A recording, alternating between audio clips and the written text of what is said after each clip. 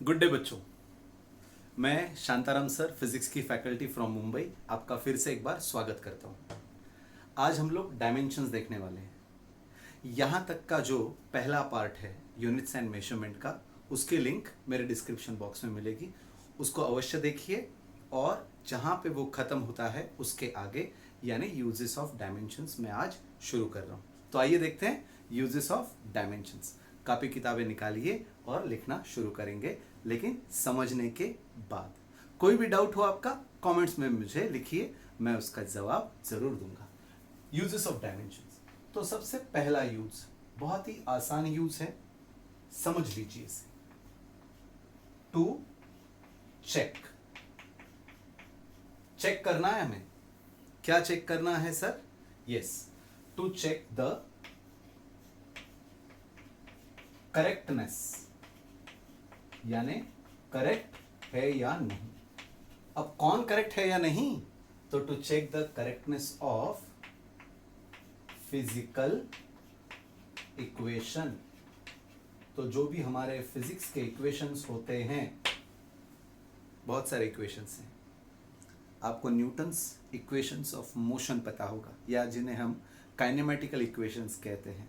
तो एक एग्जाम्पल मैं आपके सामने पेश करता हूं। एग्जाम्पल जैसे v is equal to u plus a t. इस इक्वेशन में हमारे पास तीन टर्म्स हैं, तो हम लोग डायमेंशंस का उपयोग करेंगे। और v के डायमेंशंस हमें मिल रहे हैं, यस, कल मैंने पढ़ाया था L1 और M0 T-1। डायमेंशंस को याद रखने के लिए क्या आप करेंगे? आपके पास दो तरीके हैं डायमेंशंस याद रखने के लिए किसी भी क्वांटिटी के। एक उसका फॉर्मूला, जैसे वेलोसिटी का फॉर्मूला है डिस्प्लेसमेंट अपॉन टाइम, तो वो हो जाएगा डिस्प्लेसमेंट, और फिर टाइम के लिए T⁻⁻1। डिस्प्लेसमेंट के लिए हम फंडामेंटल क्वांटिटी लेंथ लेते हैं। तो इस तरह से हमने डायमेंशंस ऑफ वेलोसिटी लिखा। दूसरा तरीका डायमेंशंस लिखने का है, उसके यूनिट्स। डिस्प्लेसमेंट का मीटर हो जाएगा और टाइम के लिए हम सेकेंड, तो मीटर पर सेकेंड से हम डायमेंशंस प्राप्त कर सकते हैं। तो दो तरीके से आप डायमेंशंस प्राप्त कर सकते हैं। You can get dimensions by two methods, one is by the formula and the other is by the unit. So let's go for second. What is second one? u। What is the difference between v and u? Both are the same quantities. एक है final velocity और दूसरा है initial velocity. तो u के लिए भी dimensions change नहीं होंगे, तो वो भी हो जाएगा T⁻⁻1। आप देख रहे हैं इस इक्वेशन के पहले दो टर्म्स के डायमेंशन सेम हैं, यानी अभी तक डायमेंशन से हम पता कर रहे हैं कि क्या वो इक्वेशन करेक्ट है या नहीं। तो करेक्ट है, अभी तक तो करेक्ट है सर। आइए देखते हैं अगला टर्म। अगला टर्म क्या है बच्चों? It's a combination of two variables, या it is multiplication of two physical quantities. One is a for acceleration and the other is time. अब आप सबको पता है एक्सेलरेशन का यूनिट होता है मीटर पर सेकेंड स्क्वायर। तो मीटर के लिए हम लिखेंगे L1, और सेकेंड स्क्वायर जो डिनोमिनेटर में है वो ऊपर आ जाएगा, तो हमारे लिए टाइम -2। ये हो गया a। अब इसको हम मल्टीप्लाई किससे करेंगे? टाइम से, और एक बार टाइम आएगा T1। क्या लगा? देखो, इसको भी हम सॉल्व करेंगे तो we all know what happens, L⁻⁻1, और यहाँ पे T-2 है, ये T1 है। तो टोटल कितना हो जाएगा? बेस सेम T, तो पावर का एडिशन यानी -2 + 1, तो वो हो जाएगा -1। तो डायमेंशन से हमने पता किया कि पहला टर्म, दूसरा टर्म और तीसरा टर्म, तीनों के डायमेंशंस सेम आ रहे हैं। यहाँ पे देखो M0 यहाँ पे मैंने नहीं लिखा, तो ये लिखने की एक पद्धति है। It's a way of writing. You can ignore m⁻⁻0 or you can write it as m⁻⁻0. It doesn't make any difference to the final answer. So बहुत सारे बच्चे कंफ्यूज हो जाते हैं, सर बुक्स में तो m0 है, आपने लिखा नहीं है। डरना बिल्कुल नहीं है। m0 का मतलब क्या होता है? It's 1, anything raised to 0। ये लॉ ऑफ इंडाइसिस में मैथ्स में पढ़ाया गया था। तो यहाँ पे क्या प्राप्त किया हमने? This equation has 3 terms, 3 terms हैं और तीनों के डायमेंशन सेम है। तो डायमेंशन से हमने पता किया, अगर डायमेंशन सेम है तो याद रखना ये जो इक्वेशन है फिजिक्स का, ये डायमेंशनली करेक्ट है। Therefore the given equation is dimensionally CORRECT correct. तो करेक्ट है, कैसे पता किया? हर टर्म के डायमेंशन सेम है तो वो डायमेंशनली करेक्ट आ गया। अब तो करेक्ट है या नहीं ये देखने के लिए आपको फिजिक्स के क्वेश्चन पेपर में आ सकता है। कोई भी एक इक्वेशन दे देंगे और फिर वो हमें पता करना है कि वेदर इट इज करेक्ट और नॉट। ये जो फिजिक्स का इक्वेशन है कोई भी, वो हमेशा याद रखना डायमेंशनली करेक्ट ही होता है अगर हमें ऑथर ने दिया है तो। और इसका फायदा हमें होता है कि हर टर्म का डायमेंशंस इन एनी फिजिक्स का इक्वेशन सेम होता है। तो इसे हम कहते हैं प्रिंसिपल ऑफ होमोजेनिटी। जरा ध्यान दीजिए इस प्रिंसिपल को, प्रिंसिपल ऑफ होमोजेनिटी। होमोजेनिटी का मतलब होता है सेम होना, यानी हर टर्म के डायमेंशंस कैसे होंगे फिजिक्स के इक्वेशन में? सेम। तो the dimensions of each term of a physical equation are same. Physics के इक्वेशन में हर टर्म के डायमेंशंस कैसे होंगे? सेम होंगे। और इसका फायदा हमें फिजिक्स के कुछ एमसीक्यू सॉल्व करने में होता है। आइए देखते हैं एक MCQ. P is equal to, pause करो जरा, ये कट करना पड़ेगा। सो चिल्ड्रन हम एक इक्वेशन देखते हैं। P is equal to a minus t square upon b x. ये एक इक्वेशन दिया है और देखो क्या पूछेंगे वो लोग हमें। They will be asking you, अगर P प्रेशर है, x डिस्टेंस है और t टाइम है, तो बोलेंगे वो पूछेंगे हमें फाइंड डायमेंशंस ऑफ क्या पूछ सकते हैं वो? The constants a and b. They can ask you this question, find the dimensions of a and b. अब देखिए ये काम आएगा हमें, the dimensions of each term. Let's make this an equation. Right now we have p is equal to a minus t square upon bx. हम इसको cross multiply करेंगे तो हमें मिलेगा p into b into x is equal to a minus t square. तो क्या मैं लिख सकता हूं कि dimensions of p b x, dimensions of a and dimensions of t square, हर टर्म के डायमेंशंस कैसे होने चाहिए? Same. So therefore dimensions of a must be equal to dimensions of t square, यानी डायमेंशंस ऑफ ए हमें मिल गए। Yes, it's t square. तो आप सबको बताया टाइम के लिए हम लोग कैपिटल टी लेंगे एंड इट इज 2 टाइम्स। तो इस तरह से हमारा एक आंसर आ चुका है, डायमेंशंस ऑफ ए आ चुका है। Let us go for second one. अब हम लोग दूसरा करेंगे। फिर से हर टर्म के डायमेंशंस कैसे होते हैं? Same. This is one individual term, तो हम लोग क्या लिखेंगे? P b x is equal to, हम लोग लिख सकते हैं टी स्क्वायर, राइट। अब हमें बी पे इंटरेस्ट है तो हम लोग लिखेंगे बी डायमेंशंस ऑफ बी, इसे रीड करेंगे dimensions of b is equal to dimensions of t square upon dimensions of p for pressure and dimensions of x for displacement. Yes, आप में से कोई इसे कैलकुलेट कर सकता है? देखो जरा। यस, वीडियो पॉज करके प्लीज कैलकुलेट कीजिए। टी टाइम है, एक्स डिस्टेंस है और पी प्रेशर है। प्रेशर के डायमेंशंस याद रखने पड़ेंगे। तो चलिए पॉज करके फाइंड आउट किया है, चेक कर लेना। आइए देखते हैं। टी 2 टाइम्स, एक्स डिस्प्लेसमेंट यानी लेंथ 1 टाइम, प्रेशर में लेंथ -1 टाइम होता है, m 1 टाइम होता है और t -2 टाइम्स। जिनको ये पता नहीं चला कि प्रेशर के डायमेंशंस कैसे आए, तो चलिए वो भी फाइंड आउट करके दिखाता हूँ। Pressure is equal to force per unit area होता है बच्चों, है ना। एरिया के लिए क्या होता है L2, फोर्स के लिए क्या होता है L1 M1 T-2। दोनों को फाइंड आउट करो तो L-1 हो जाएगा। सो इस तरह से बच्चों प्रेशर के डायमेंशंस आ गए, L-1 हो जाएगा दोनों का मिला के, M1 है और T-2।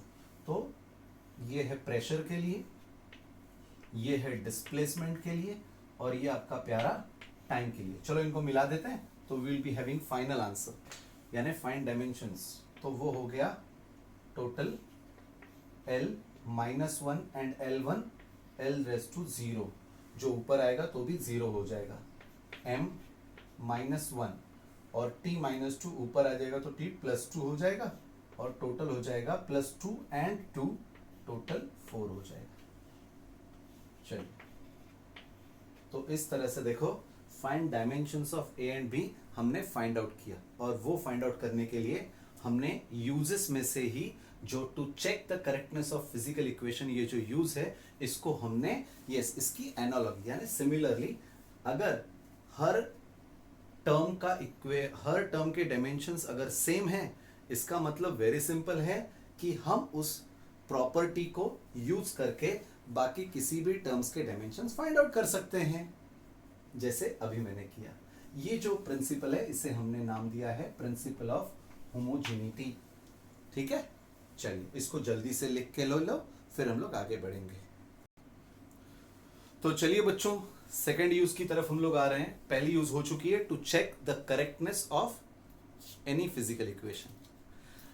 इसी यूज से हमने प्राप्त की एक और लॉ या प्रिंसिपल आप कह सकते हैं, जिसको हमने नाम रखा है principal of homogeneity.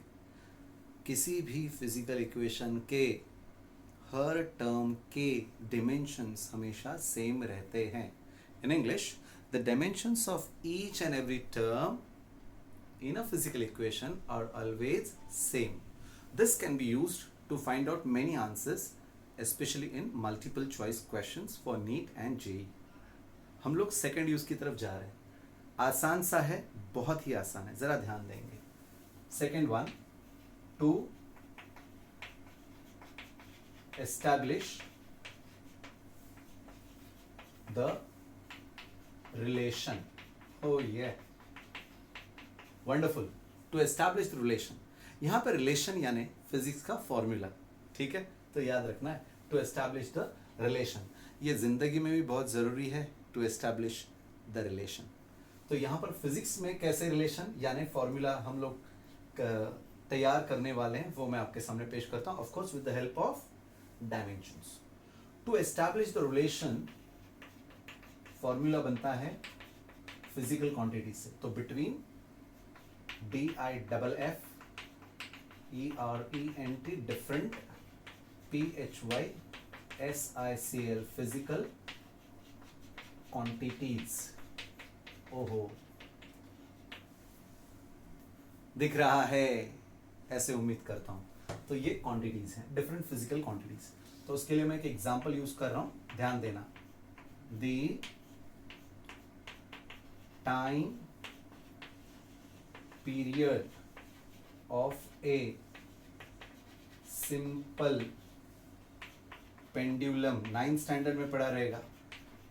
The time period of a simple pendulum, capital T, depends on the length of simple pendulum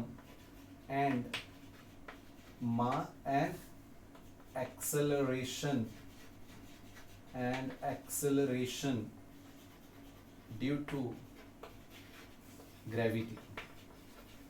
तो acceleration due to gravity g and length of simple pendulum के लिए हम लोग स्मॉल l ले लेते हैं, ठीक है। तो ये है हमारा एक स्टेटमेंट, और इस स्टेटमेंट से हमें टाइम पीरियड, लेंथ और जी के बीच में एक रिलेशन तैयार करना है, यानी फॉर्मूला तैयार करना है, of course with the help of dimensions. तो कैसे करते हैं आइए देखते हैं, मैं आपके सामने पेश कर रहा हूं। I will be using some colour chalks, ध्यान देना यहाँ पे, ठीक है। तो चलिए आंसर आपके सामने। पहला पॉइंट, हम लोग पहले पॉइंट में क्या करेंगे, जो दिया हुआ स्टेटमेंट है उसको आप जैसे हैं वैसे लिख देंगे, तो दैट विल बी बेटर। यानी यही इक्वेशन, यानी यही स्टेटमेंट, सॉरी। अब ये जो डिपेंड्स हैं, देखिए कौन डिपेंड है, टाइम पीरियड, तो हम लोग टाइम पीरियड के लिए टी ले लेंगे। डिपेंड्स जो होता है, ये शब्द जो है, तो उसके लिए हम लोग यहां पे अभी यूज करेंगे प्रोपोर्शनैलिटी। देखो डिपेंड रहना, जैसे हमने मार्केट से 2 नोटबुक्स मंगाई, तो 2 नोटबुक के लिए आपने कुछ 50 रुपए दे दिए, तो 3 नोटबुक लेंगे तो उसकी कॉस्ट भी बढ़ जाएगी। तो यानी डिपेंड है, यानी उनके बीच में कोई प्रपोर्शन है, कोई अनुपात है, हिंदी में। In English we call it as proportion. Now let me tell you one thing very clearly children, या I could have taken all the lectures in English and it would have been better for me and you all. But as we all know that after 10th standard, the students who are coming to 11th science belong to different stream or different schools, you can say Marathi, Hindi, Gujarati, Tamil, Telugu and so many other languages. India, so many languages we have. So we have to respect everyone. Let them come with us at par in English, and for 6 months, first 6 months, we'll be indulging the lectures in Hindi, because Hindi reaches most of the parts of India. So we will be using Hindi and English. It's a combination of Hindi and English. And then after 6 months, I'll not be allowing you all, Hindi medium ho, Marathi medium madhe asal, તમે ગુજરાતી મીડિયમમાં છે, મને કોઈ ખબર નથી। 6 महीने के उपरांत, 6 महीने के बाद सारे लेक्चर्स आपको इंग्लिश में अटेंड करने पड़ेंगे और उसे अंडरस्टैंड करना पड़ेगा। उस वक्त मैं आपको गुजराती मीडियम का बच्चा या मराठी मीडियम का मुलगा है या हिंदी मीडियम का स्टूडेंट है ऐसा नहीं मानूंगा, इंग्लिश मीडियम के बन जाएंगे। तो क्योंकि आंसर्स हमें इंग्लिश में लिखने हैं। तो चलिए, time period is proportional, depends के लिए प्रोपोर्शनल। किसके ऊपर डिपेंड है भाई? लेंथ के ऊपर है, तो हम लोग लेंथ लिखते हैं। अब प्रॉब्लम ऐसा है कि इस फॉर्मूले में लेंथ कितनी बार आ रही है वी डोंट नो, हमें नहीं पता, तो हमने ऐसा माना late it B x times. तो आज तक हम आप लोगों को सबको पता ही होगा कि सर ने हमेशा एक प्रश्न पूछा है हमें 3, 4 और फिर x लिखते थे और पूछते थे फाइंड x। तो यहाँ पे x हमें फाइंड करना है। Yes, let's proceed to next. और किसके ऊपर डिपेंड है? And acceleration due to gravity. Acceleration due to gravity g। अब g कितनी बार है मुझे क्या पता, तो let it B y times.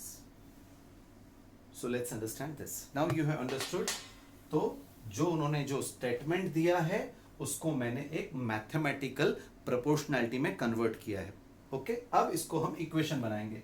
So therefore we all know what it is, t। We all know when proportionality sign goes we have to put an equal to and a constant. तो जब ये proportionality sign जाता है, अनुपात का निशान अगर हम निकाल देते हैं, तो हम लोग को एक इक्वल टू और एक कांस्टेंट लेना पड़ता है, लेट इट बी k, और फिर हम l रेज़ टू x और g रेज़ टू y हम यूज कर सकते हैं।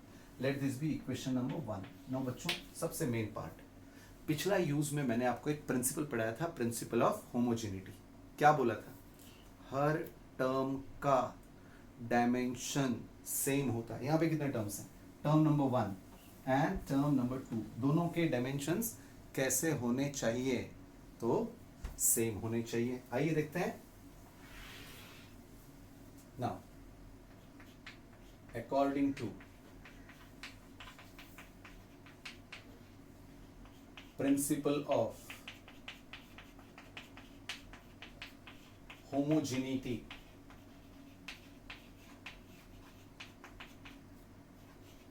according to principle of homogeneity, yes, dimensions of t must be equal to dimensions of, yes, k, l raised to x, g raised to y।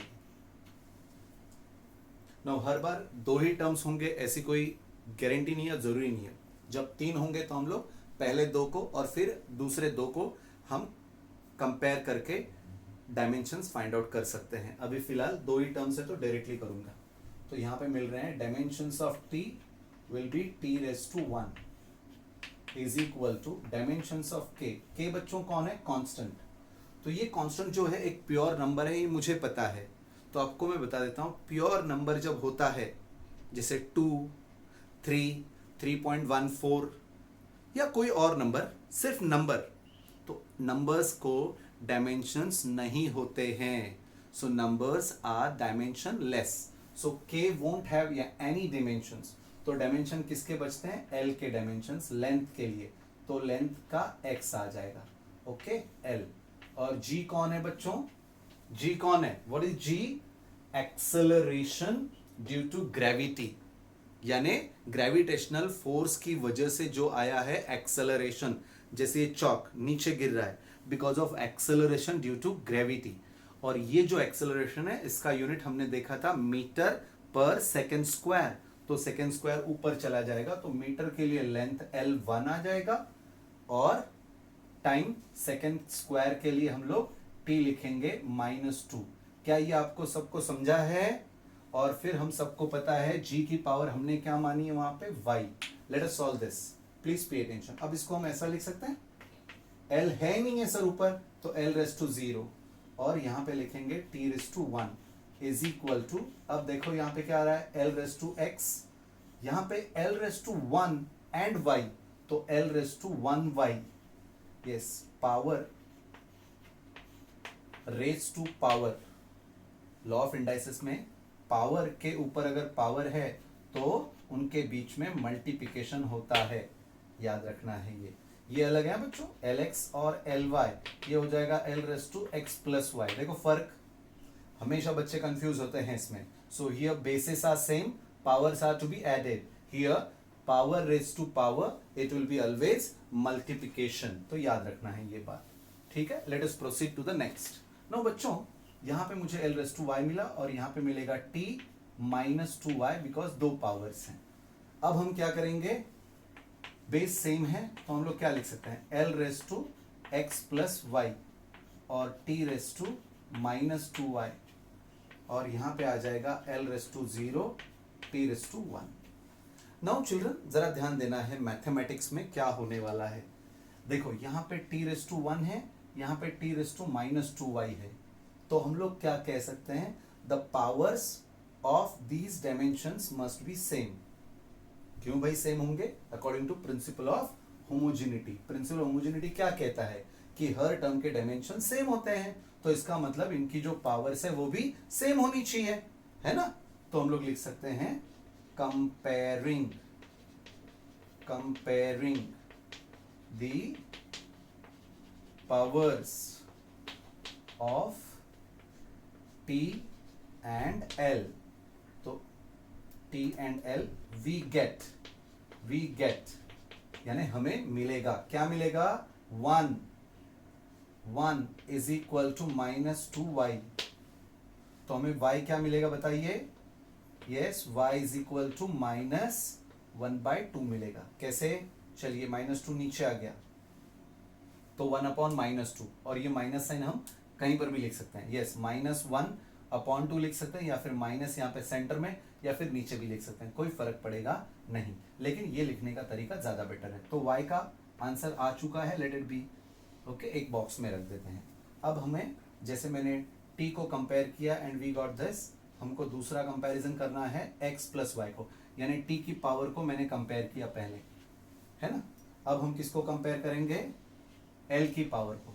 l की power क्या है, एक जगह है x+y और दूसरी जगह है 0। अब हमारे पास y की वैल्यू पहले से ही आ चुकी है, let's substitute it, x -1/2 is equal to 0 and therefore we get x is equal to +1/2। आ गया ना x भी। चलो x एंड y आ चुके हैं, और x एंड y अगर आ चुके हैं तो we will substitute in this formula. क्या हो गया देखो, टू एस्टैब्लिश द रिलेशन, और ये रिलेशन पूरी तरह से मीनिंगफुल हो जाएगा। Let's do it. यहां पे हम लोग कर सकते हैं, substituting x and y in equation 1, yes, equation 1 में, तो हमें मिल रहा है t is equal to k l⁻x, x की पावर है +1/2, इंटू जी माइनस 1/2। ओके, अब बच्चों आप सबको थोड़ी सी जानकारी दे दूं। स्क्वायर रूट ऑफ ए को हम लोग, आप सबको पता है, a⁻1/2 कह सकते हैं। स्क्वायर रूट ऑफ ए को अगर a⁻1/2 लिख सकता हूं मैं, तो बच्चों l⁻1/2 को स्क्वायर रूट ऑफ l लिख सकता हूं। Is that clear? उसी तरह से g⁻1/2 है, तो ये डिनोमिनेटर में चला जाएगा रूट g। क्यों? क्योंकि माइनस पावर को यानी a⁻1/2 को आप 1/a⁻+1/2 लिख सकते हैं, और फिर 1/2 का स्क्वायर रूट हो जाएगा। अब हम दोनों को क्लब कर लेंगे, यानी दोनों को एक साथ हम लिख सकते हैं इस तरह से, है ना। तो ये आ गया, देखो, formula for capital T. This is time period of simple pendulum.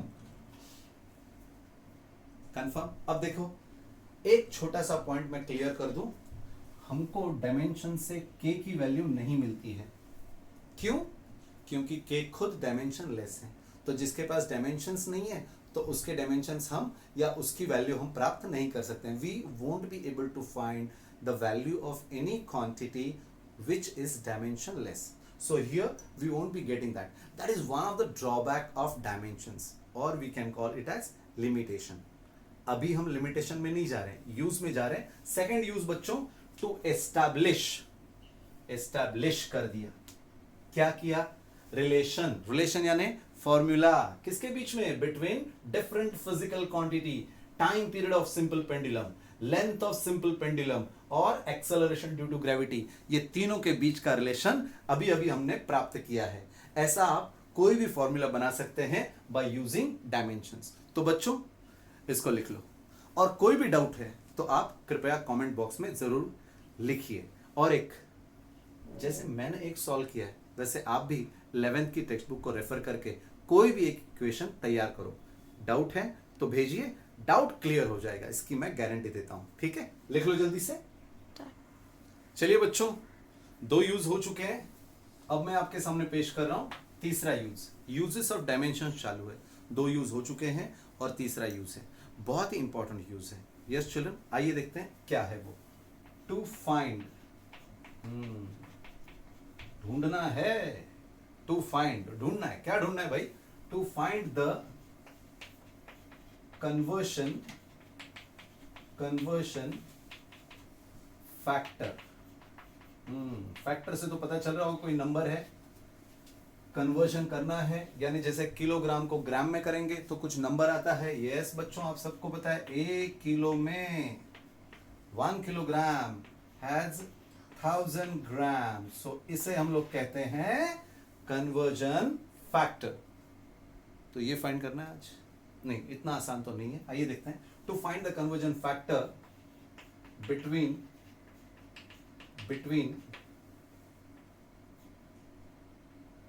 Different,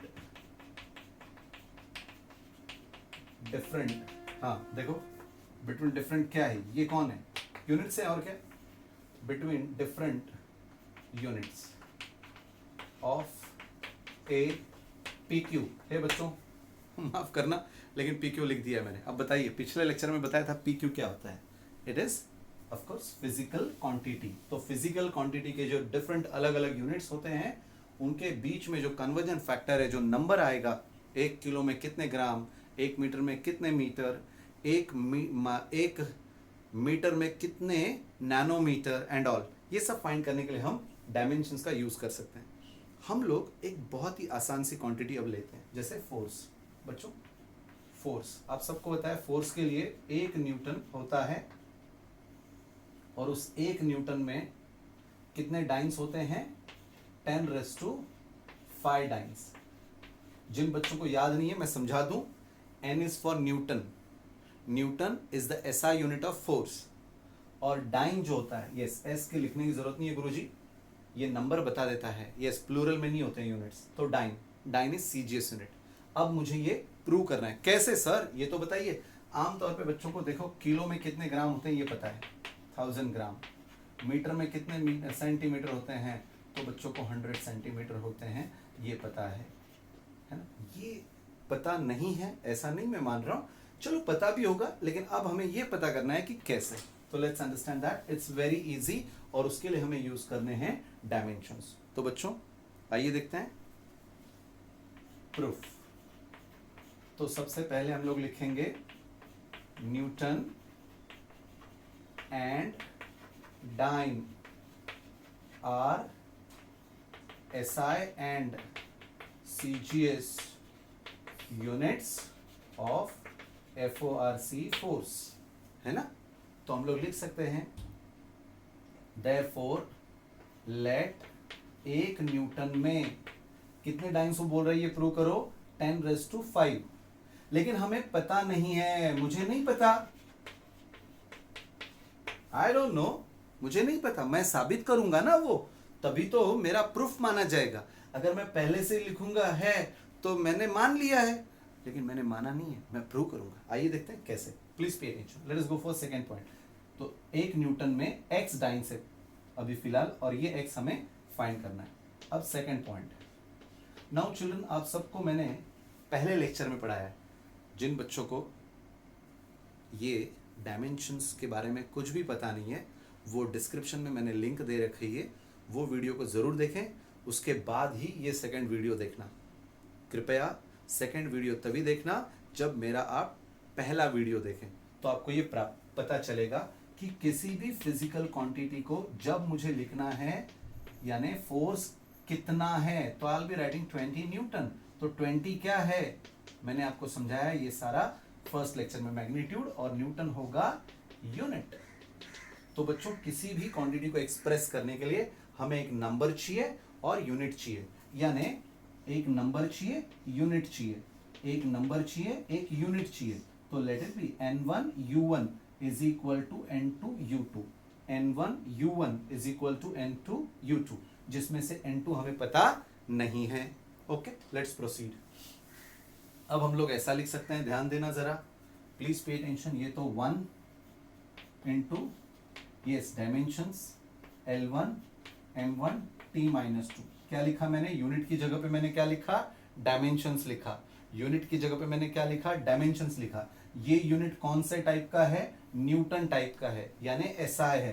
तो SI के लिए 1 1 1 लिखूंगा मैं। Is that clear. अब आगे इज इक्वल टू N1 हमें पता है, N2 हमें पता नहीं है, late it B x into the bracket unit. Unit कौन सा है, CGS टाइप का है, CGS टाइप का यूनिट है, लेकिन फिजिकल क्वांटिटी तो फोर्स ही है, इसीलिए हम डायमेंशंस L1 M1 T-2 लिखेंगे, लेकिन टाइप ऑफ यूनिट दूसरा है, पहला नहीं है, तो दूसरा दूसरा दूसरा। सो दिस 1 रिप्रेजेंट्स MKS या फिर आप SI बोल सकते हैं, एंड 2 रिप्रेजेंट्स CGS।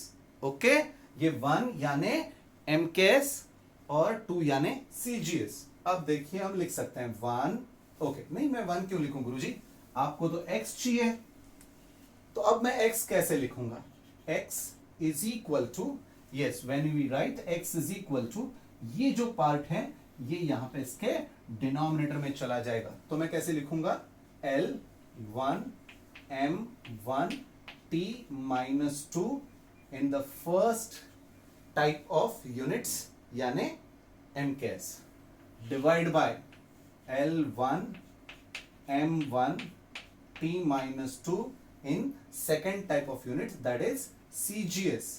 अब देख लीजिए, इक्वल टू के नीचे इक्वल टू लिखो और ठीक से लिखना। लेंथ के लिए मीटर रेस टू 1, मास के लिए kg रेस टू 1, टाइम के लिए सेकेंड रेस टू -2।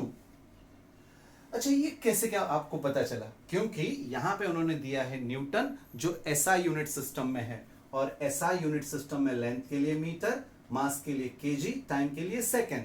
अब देखो ये डाइन जो है ये कौन से टाइप का यूनिट है, यहां पे लिखा है गुरुजी ने CGS, तो CGS में length centimetre raise to 1, mass gram raise to 1 into time second raise to -2। Can we cancel something, yes second gets cancelled. आइए आगे बढ़ते हैं। अब देखो मीटर और सेंटीमीटर में, और 1 मीटर के अंदर कितने सेंटीमीटर होते हैं, 10⁻² सेंटीमीटर। 1 किलो में 10⁻³ gram, divided by centimeter into gram. Can we cancel something again? Yes, a centimeter and a centimeter, a gram and a gram. We have 10 base, power 2, power 3. क्या सिखाया? अगर base same है तो power को add करेंगे, add किया, x आ गया, okay, x आ गया, x आ गया, प्रूव हो गया। तो इसको हम सब्स्टिट्यूट करेंगे इन इक्वेशन 1। क्या लिखेंगे फिर? 1 न्यूटन में 10 to the power 5 डाइन होते हैं। बच्चों ये इतना सा लिखने के लिए हमें बोर्ड 3 मार्क्स देगा, और तो और इसको हम कहीं पर भी यूज कर सकते हैं एमसीक्यूज में, मोस्ट इंपॉर्टेंट। ठीक है, तो बच्चों ये जो लिखा है आपने, इसके ऊपर से मैं आपको एक होमवर्क देता हूं। होमवर्क बहुत जरूरी होता है। पापा, मम्मी, चाचा, चाची, टीचर, हम, आप सब लोगों को होमवर्क करना पड़ेगा। 1 joule is equal to 10 to the power 7 अर्ग। ये प्रूव करो। हिंट दे रहा हूं। जैसे मैंने यहां पे लिखा है कि न्यूटन और डाइन यूनिट्स ऑफ फोर्स, वैसे याद रखना है जूल और अर्ग यूनिट्स ऑफ वर्क, या फिर आप एनर्जी ले सकते हैं। वर्क लो, उसके डायमेंशंस यूज करो और फुल टू मजा मारो। अच्छा बच्चों, जिसको भी डाउट है या फिर जिन्हें इसमें भी दिक्कत आ रही है, कमेंट्स में लिखो, शांताराम सर आपके लिए। ठीक है, चलिए जल्दी से। तो बच्चों इस सेकंड लेक्चर में इतना ही, फिर मिलेंगे हम तीसरे लेक्चर में। तब तक आप लोगों को प्रैक्टिस करनी है। फिजिक्स में सबसे इंपॉर्टेंट पार्ट है कंसिस्टेंट एफर्ट्स। तो मिलते हैं तीसरे लेक्चर में।